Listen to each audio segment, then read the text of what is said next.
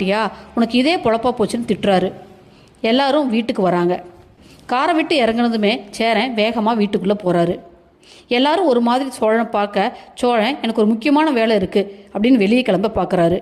சேரன் நில்லுடா, உனக்கு ஒரு நல்ல வாழ்க்கை அமைச்சு கொடுக்கலான்னு பார்த்தா ஏன்டா நீ இப்படி செய்கிற?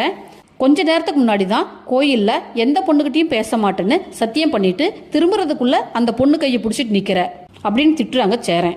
சோழன் சிவசிவா அண்ணா, அந்த பொண்ணு தேங்காயை உடைக்க தெரியாமல் முழிச்சிட்டு இருந்தது, அதனால தான் நான் ஹெல்ப் பண்ணினேன் அப்படின்னு சொல்கிறாரு. பல்லவன் அண்ணா, நீ சத்தியம் செய்யும்போது அந்த பொண்ணை பார்த்ததை நானும் பார்த்தேன்னு சொல்கிறான். ஏண்டா, எங்கள் கண்ணுக்கு தெரியாத விஷயமெல்லாம் சத்தியம் பண்ணிட்டு இருந்த உனக்கு மட்டும் எப்படி தெரியுதுன்னு பாண்டியும் போட்டு கொடுக்குறாரு. சேரன் ரொம்ப மனசு வேதனையாக பேசுகிறாரு. சோழனை எல்லாரும் கார்னர் பண்ணுறாங்க. பாண்டி அண்ணா இதெல்லாம் விடுனே, இவன் அந்த கடவுளே வந்தாலும் திருத்த முடியாது, நீ போய் ரெடி ஆகிட்டு வா, சந்தா உனக்காக வெயிட் பண்ணுவாங்கன்னு சொல்கிறாரு.